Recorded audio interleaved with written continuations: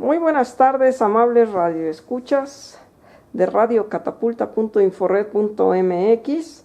El día de hoy vamos a escuchar una cápsula interesante de la profesora Vitorina Peinberg Salmerón. Adelante, maestra. ¿Cómo está, maestra Alejandra Barajas? Es un gusto.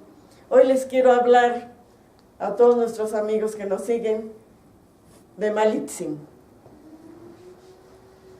Fueron sus padres el gobernador de Painala, señor Tenepal, y la señora Tzimal. Se sabe que Malitzin nació en Painala, cerca de Olutla, por la zona arqueológica San Lorenzo. Fue ayudante de Huitzilopochtli Painal. Salió de su pueblo a los 15 años y posteriormente se habla de ella en Xicalanco. Por ser, como dicen en Europa, una princesa, aquí hablamos de damas de la nobleza, estas mujeres eran cultas. Ella hablaba maya, náhuatl, popoloca de Tabasco, y por supuesto era educada como todas las damas de la nobleza, para que fueran capaces hasta de gobernar en un momento dado. Hernán Cortés llega al continente en marzo de 1519. Los embajadores de Moctezuma le informan de la llegada de esta gente. El Tlatoani, Moctezuma, les envía regalos.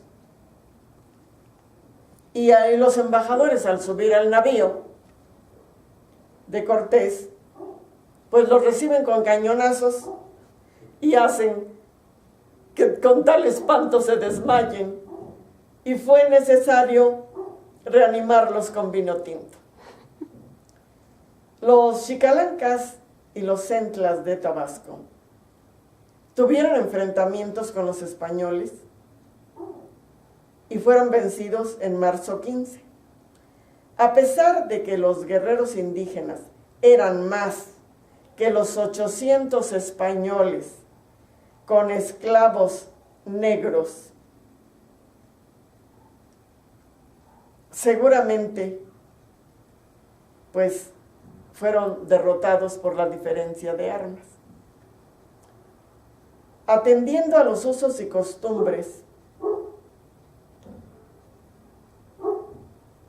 en aquel siglo XVI, de que el pueblo perdedor regalaba mujeres al vencedor para hacer alianzas matrimoniales a fin de conservar su territorio.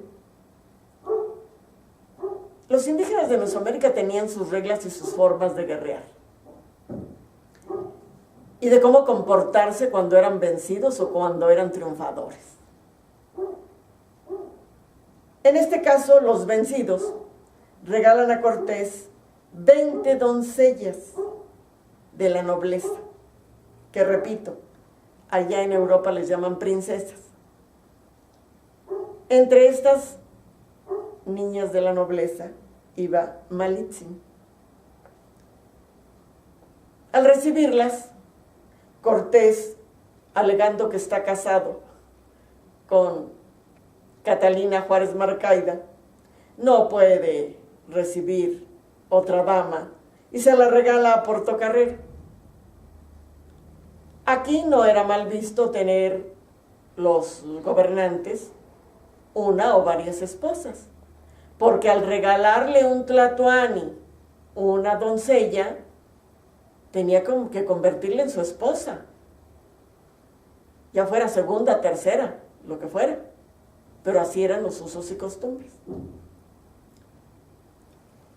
Portocarrero, al recibir a Malitzin, la convierte en su sirvienta casi un mes, y luego se embarca a España por orden de Cortés. De manera que Malitzin es tomada por Cortés y la mantiene cerca de él porque se da cuenta de que habla varios idiomas. Y es así decide cómo utilizarla como traductor. En Amatitlán y Coatzacoalco le llevan a Cortés una mochtli que tiene el sistema de tributos. Ya saben que tiene, Amochtli es un libro. Aquí hacían libros. ¿Y cómo eran los libros aquí? Eran a manera de biombo. Se doblaban. Pues bien, con ayuda de Malitzin en Veracruz, lo estudian por 6 horas. A los embajadores que les proporcionaron el documento en Chalchihuecan, Veracruz, Cortés les regala, les otorga una encomienda. El asunto de las encomiendas se inició en Cuba. En Tlaxcala había 4 territorios gobernados por jefes con igual poder. Xicoténcatl el joven les da pelea a los españoles con su pendón con garza dorada y desgraciadamente es vencido. Posteriormente, Xicoténcatl el viejo y los otros señores de Tlaxcala se enteran de la posición del gordo de Zempoala y ven la posibilidad de que otros pueblos se alíen a los españoles contra los mexicas, ya que consideraban muy duros los tributos. Lo que pasa es que a nadie le gusta ser dominado. Y pues es lógico entender que si los mexicas de Tenochtitlan llegaron a dominar hasta Nicaragua, pues todos eran pueblos disgustados en ese sentido. No tenían ni la menor idea de lo que iba a ser en el futuro, estar dominados por los españoles y ser sometidos a la esclavitud. Pero bueno, hasta ese momento había el disgusto contra los mexicas.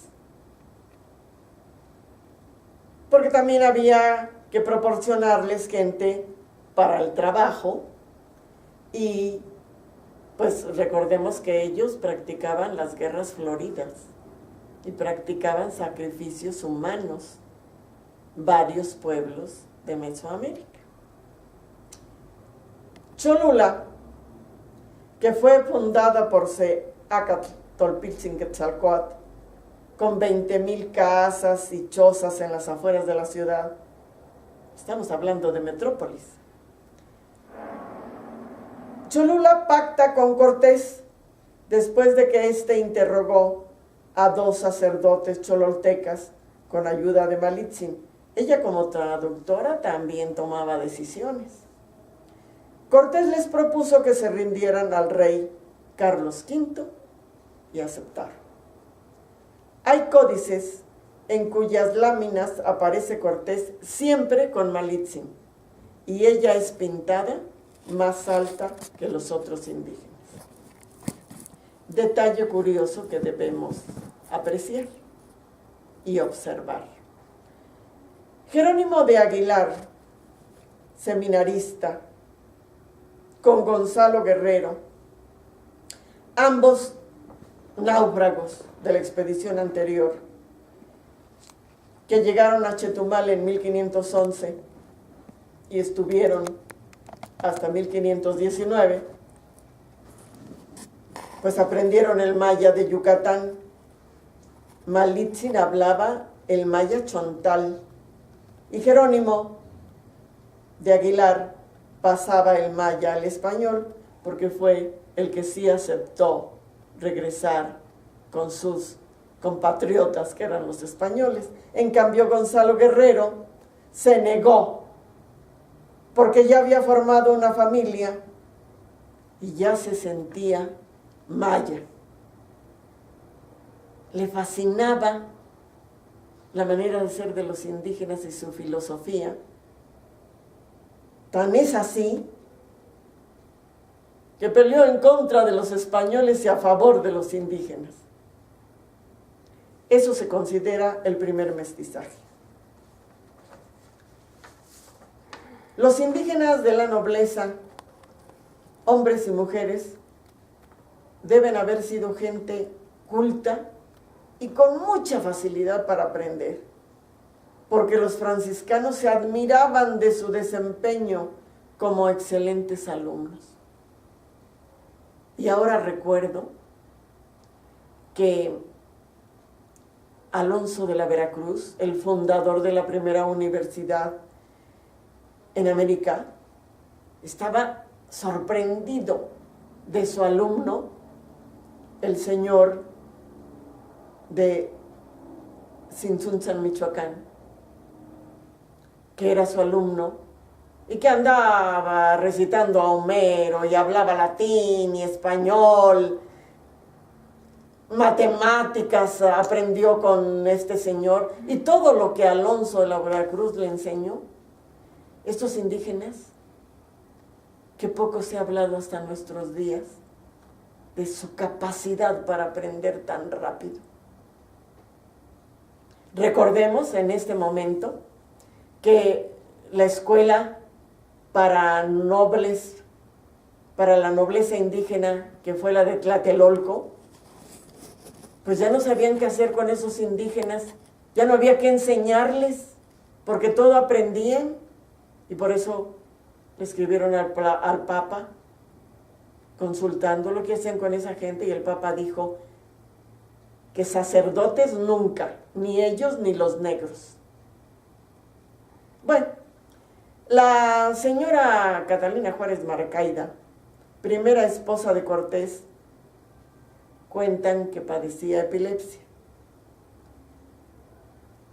y que pues se dijo, hasta hubo un juicio que nunca concluyó, que Cortés la había ahorcado cuando ella vino a visitarlo desde Cuba y ya quería permanecer a su lado y se fue a reunir con él a Coyoacán. Juan Jaramillo fue el último esposo de Malitzin, porque Cortés la casaba con el que quería. La casó en 1526 con Jaramillo y Malitzin murió en 1531. Juan Jaramillo se casó con Beatriz de Andrade y despojó a la hija de Malitzin de la tierra y de los bienes que le había heredado Cortés. La imaginaria popular convirtió a Malitzin en la Llorona. Una versión más de las que hay. Su hijo Martín Cortés, que le llamaban el ilegítimo que finalmente fue legitimado por el Papa Clemente VII, murió en España después de ser desterrado con sus medios hermanos, Martín el Legítimo y Luis. Existió en Coyoacán una escultura de Cortés con Malitzin y Martincito, que apareció destruida. Por ahí, por donde estaban los camiones de basura, hubo una fuerte protesta de la ciudadanía por este hecho. Uno de los que protestaron más fuerte fue Monsiváis, pero pues había sido destruida. Con respecto a Malitzin, que fue lo que se llama, repito una vez más, en España una princesa, yo creo que es conveniente aclarar que entre gobernantes en Mesoamérica se acostumbraba regalar lo más valioso que poseían, porque estamos hablando de tlatoani a tlatoani. Y lo más valioso que un tlatoani tenía, pues era una hija, que al ser obsequiada pasaba a ser una esposa del que la recibía. No podía darle otro trato, ni otro título que el de esposa. Los gobernantes educaban a sus hijas con excelencia. Eran cultas, hablaban idiomas y estaban preparadas para gobernar, en su caso. Aceptaban con lealtad y fidelidad al esposo que sus padres escogieran para ellas, sin que tuviera que tomarse en cuenta sus sentimientos. Sabían obedecer. Algunos historiadores creen que los tlatoanime regalaban mujeres esclavas o sirvientas. No es así. Eso sería una ofensa para el que recibía el regalo. Aclarado este punto, queridos amigos, nos despedimos con mis mejores deseos para todos ustedes. Y hasta la próxima. Maestra Alejandra Barajas, muchas gracias. Gracias a usted, profesora. Y agradecemos también al amable auditorio el favor de su atención y les pedimos que sigan conectándolo a nuestra sintonía de Radio Catapulta.inforred.mx lunes, miércoles y viernes a las 2 de la tarde. Por su atención, muchas gracias y buenas tardes.